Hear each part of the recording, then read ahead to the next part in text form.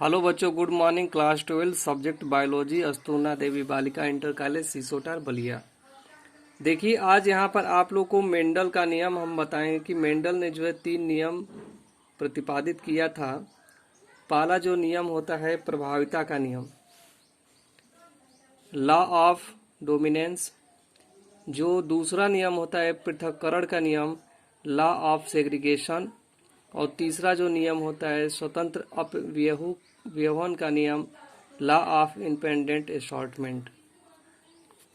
प्रभाविता का क्या नियम होता है? Law of dominance. जब प्रभावी लक्षण का जीन व अप्रभावी लक्षण का जीन दोनों साथ में उपस्थित हो तो केवल प्रभावी लक्षण वाला जीन अपना लक्षण प्रदर्शित करता है। अप्रभावी लक्षण वाला जीन अपना लक्षण प्रदर्शित नहीं कर पाता है। उन्हें हम प्रभाविता का नियम कहते हैं। जैसे यहाँ पर आप लोग को इनके माध्यम से बताया गया है कि पौधों की जो लंबाई है,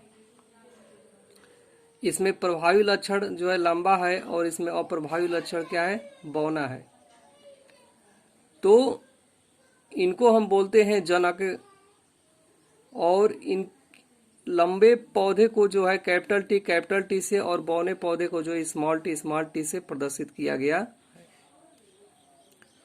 तो जो इनकी युग्मक हम बनेंगे, ये कैपिटल टी और ये स्मॉल टी जब आपस में संलयित होते हैं तो कैपिटल टी और स्मॉल टी बनाते हैं।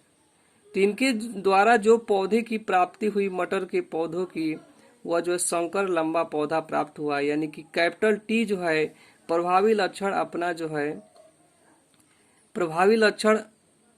अपना लंबाई को प्रदर्शित करने लगा। यानी कि ये कैपिटल टी प्रभावी लक्षण है और स्मॉल टी जो है अप्रभावी लक्षण है। जिसमें जो पौधा बना प्रभावी लक्षण वाला बना, यानी कि लंबा पौधा बना, प्राप्त हुआ। इस प्रकार से यह जो है प्रभाविता का नियम कहलाता है। आगे पृथक्करण का नियम।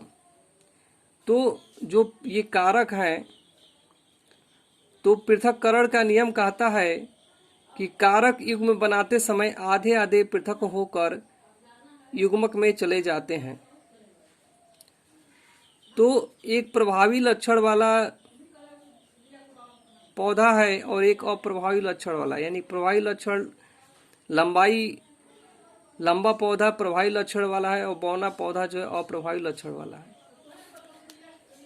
तो लंबे पौधे की युग्मक को कैपिटल टी और स्मॉल पौधे के युग्मक को जो है बौने पौधे के युग्मक को स्मॉल टी के द्वारा प्रदर्शित किया गया है। और ये युग्मक के रूप में पृथक होते हैं। यहाँ पे देखिए लिखा गया कि कारक युग्मक बनाते समय आधे आधे पृथक होकर युग्मक में चले जाते हैं। यानी कि देखिए कैपिटल टी है तो कैपिटल टी, स्मॉल टी तो 2 स्मॉल टी यहाँ पे है। दोनों आधे आधे रूप में क्या होते हैं? पृथक हो जाते हैं। इन्हीं को हम करते हैं पृथक्करण का नियम। अगला जो नियम है स्वतंत्र अपव्यूहन का नियम। तो जो स्वतंत्र अपव्यूहन का नियम कहलाता है, जब 2 समान लक्षणों को एक साथ लेकर संकरण कराया जाता है तो दोनों लक्षणों के जीन स्वतंत्र रूप से युग्मकों से अलग अलग जाते हैं और स्वतंत्र रूप से अपना लक्षण प्रदर्शित करते हैं। एक लक्षण का जीन दूसरे लक्षण के जीन को प्रभावित नहीं करता है। देखिए यहाँ पे बताया गया है, यहाँ पे 2 लक्षण हैं, ये मेल है, ये फीमेल है। यहाँ पे गोल और पीला ये प्रभावी लक्षण है, झुर्रीदार और हरा ये अप्रभावी लक्षण है। तो गोल वाले को कैपिटल आर के द्वारा और पीला को कैपिटल वाई के द्वारा प्रदर्शित किया गया है।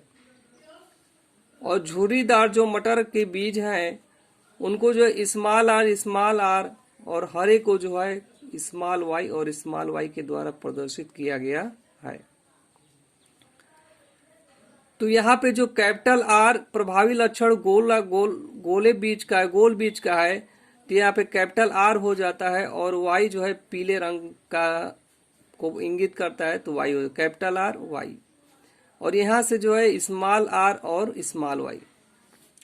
तो जब ये आपस में संलयित होते हैं या इनको युग्मक बोलते हैं, जब आपस में संलयित होते हैं तो ये कैपिटल आर और यहाँ से स्मॉल आर और यहाँ से जो है कैपिटल वाई और यहाँ से जो है स्मॉल वाई स्वतंत्र रूप से जो है एक पास आ जाते हैं और इनमें जो है गोल और पीला, कैपिटल आर प्रभावी लक्षण है और कैपिटल वाई जो है और ये भी प्रभावी लक्षण है, यानी कि गोल और पीला पौधा प्राप्त होगा। कहने का तात्पर्य ये है कि कैपिटल आर के साथ स्मॉल आर और कैपिटल वाई के साथ स्मॉल वाई आ जाते हैं। इन्हीं को हम कहते हैं स्वतंत्र अपव्ययन का नियम। अब अगला जो है व्युत्क्रम संकरण, रेसिप्रोकल क्रॉस।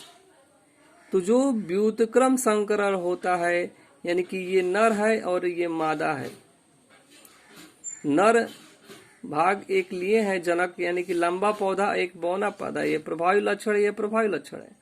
इसको कैपिटल टी इनको जो स्मॉल टी के माध्यम से दर्शाया गया है, ये युग्मक बनते हैं तो कैपिटल टी हो जाते हैं और फर्स्ट पीढ़ी में जो है कैपिटल टी और स्मॉल टी के रूप में प्रदर्शित हो रहे हैं। तो व्युत्क्रम संकरण का मतलब ये हुआ कि एक बार हमने कैपिटल टी को जो है मेल माना है और स्मॉल टी को फीमेल माना है, तो इसका हम लोग व्युत्क्रम कर देते हैं, इसका उल्टा। तो यहाँ पे आप लोग देखेंगे कि कैपिटल टी ये लंबा पौधा है तो इसको हम लोगों ने मादा भाग माना है और यहाँ पे जो है स्मॉल टी को जो है नर भाग माना है। ये जनक होते हैं और ये युग्मक बनते हैं कैपिटल टी स्मॉल टी, और यहाँ पे फर्स्ट पीढ़ी में जो है कैपिटल टी और स्मॉल टी प्राप्त होते हैं।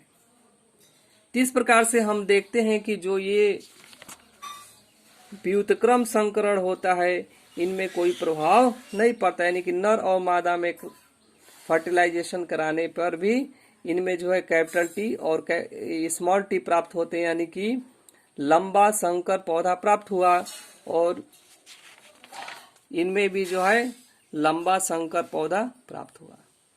तो आज के लिए इतना ही, आगे क्लास में आगे की चीजें बताई जाएंगी। तब तक के लिए धन्यवाद।